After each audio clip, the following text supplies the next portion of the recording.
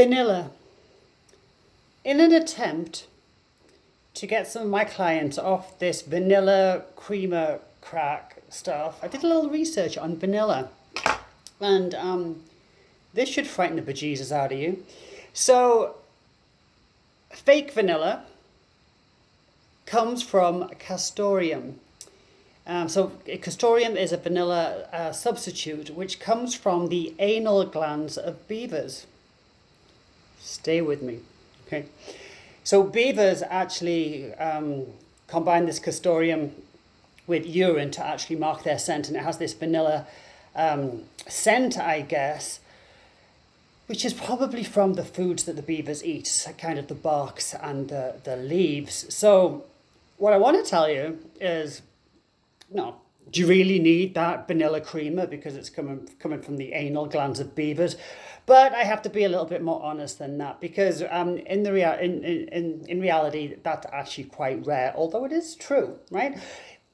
The CASTOREUM is mainly now used, it's minimal now in food, but it is still used in vanilla scents and essences and perfumes and things like that. The main reason it's not used so much is because it's pretty difficult to get. You basically have to milk a beaver, and I don't see that being very cost effective anyway. So let's talk more about vanilla. I was hoping to fight people off the the vanilla substitutes, but let's talk about the real stuff.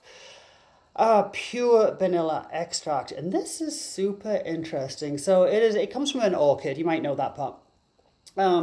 Native to Mexico, but now it's cultivated in various equatorial regions like Central America, Africa, although 80% of pure vanilla extract comes from Madagascar. Well, if you think about Madagascar, that's kind of linked to a lot of, weather problems, right? Monsoons and things like that. So there's a problem right there.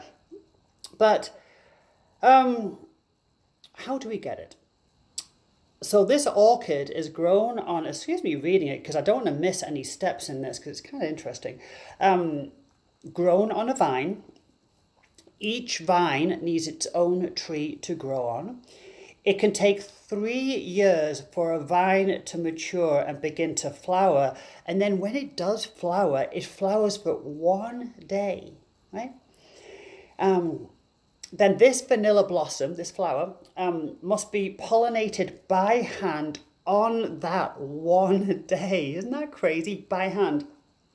So then you get the successful pollination of this one flower, which then results in a 6 to an 8 inch pod, which then takes 9 months to ripen. And once it's ripened, it can then be harvested. So you got a vine, it needs its own tree. It takes 3 years for that vine to mature, for one flower, which happens on 1 day, which has to be pollinated by hand on that 1 day, which leads to a pod, which then takes 9 months to ripen before it can even be harvested. Good gracious. Then what happens? This is why it's expensive. Then it's harvested, and blanched. Basically, the heat of the blanching will actually halt the ripening process. It is then rolled. It is then rolled in wool blankets and stored in the dark.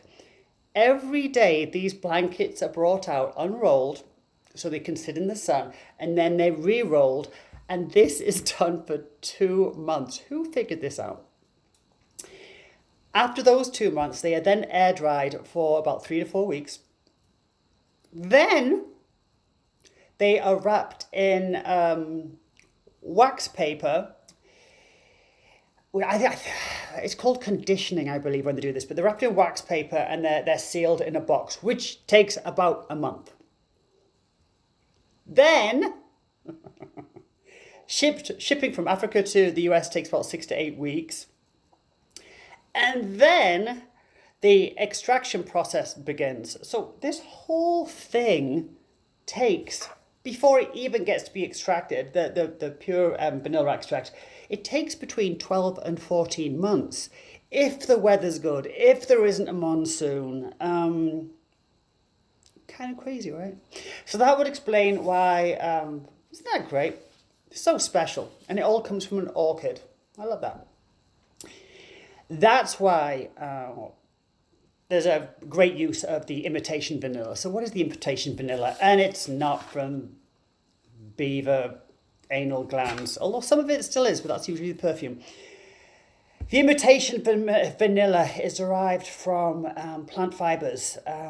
So the synthetic vanillin, balinine, is derived from plant fibers, but chemically it is identical to the vanillin which is extracted with that whole process from the orchids. So that is why, obviously, most things use imitation vanilla. But which should you use, right?